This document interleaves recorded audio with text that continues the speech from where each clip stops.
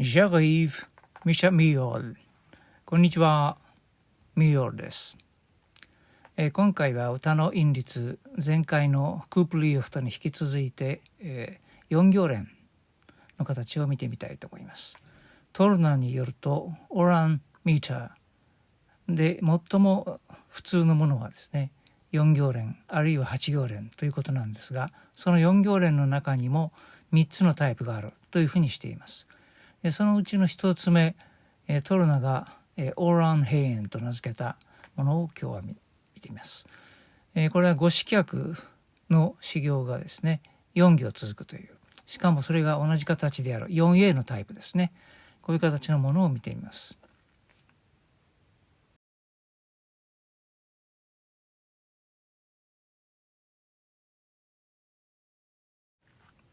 それではオーランヘイエンの例を一つ見てみたいと思いますね。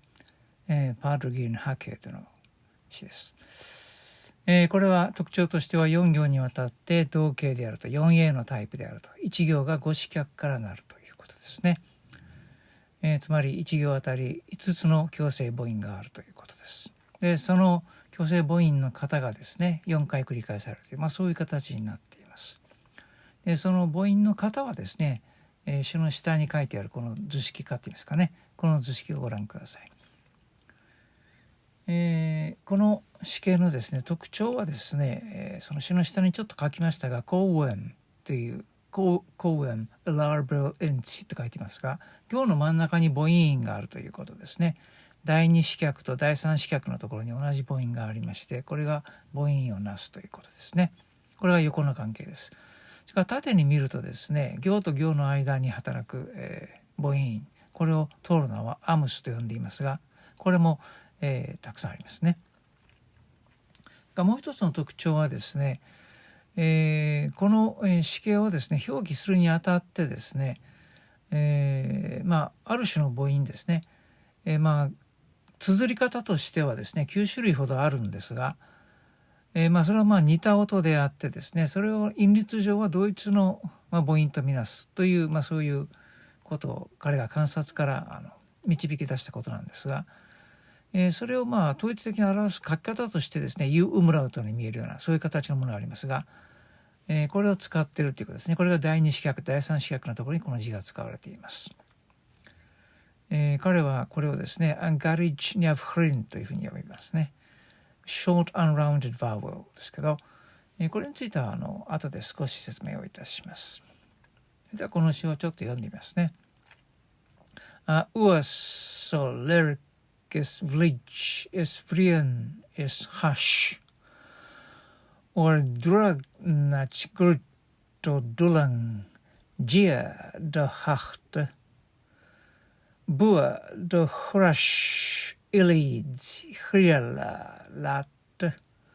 go gloaschacht ditse gummus sheer tar hash というふうになりますね。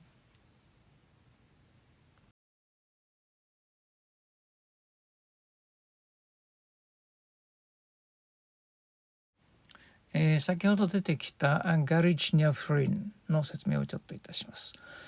これはトルナのプロソージケールゲの23ページに出ている説明です。これはですねざっくり言いますと、詩形の中で、このオーラン編のようなですね母音の型を表す母音としてですね、先ほど言ったこのガリチナフリンはですね9種類ほどの綴り方があるんですけど、それをその度に使っていてはですね、非常に不都合であるので、それを統一的に表すものとして U ウムラウトというような字を使うと、そういうことです。これらの母音はですねいろいろな音があり得るんですけれども、少なくとも韻律上は同一の母音とみなすべしというふうにトルナは言って、そういうふうに分類のためにこういう字を使っているわけですね。ガリチニャフクリンというのは、ニャフクリンというのはですね非遠心母音というふうな日本語を使いますけど、unrounded vowel ですね。ガリチというのは短いということで、単母音ですね。非遠心単母音というような、形になります。それからこの文章の中でですね2行目のおしまいから2つ目にアキャンタという単語が出てきますが、これは現代の辞書を引くと、ナチュラルというような意味も出ていますが、そういう意味ではここではなくてですね、ここにいろいろ書いてある綴り字がですね、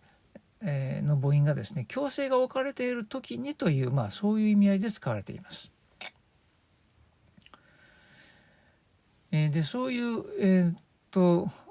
音がですね、強制置かれている時にですね、どういう状態にあるかというとですね、互いに似ているということがこの5行目のところに書いてありますね。コスレナヘーレと書いてありますね。でそういう場合にはですね、そういう母音群はですね、互いに響き合うといいますかね、こうし合う、そういうことがあるというんですね。でこういう単語のこういう母音のですねを持ったその単語の数っていうのが、少ないのでですね、これをですね、母音をなすものとして、統一的に扱うのが便利ではないのかという、これはトールダの観察に基づく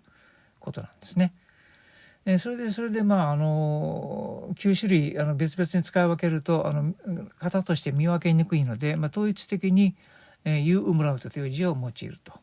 いうことですね。でそれをガリチナフリンと呼ぶということです。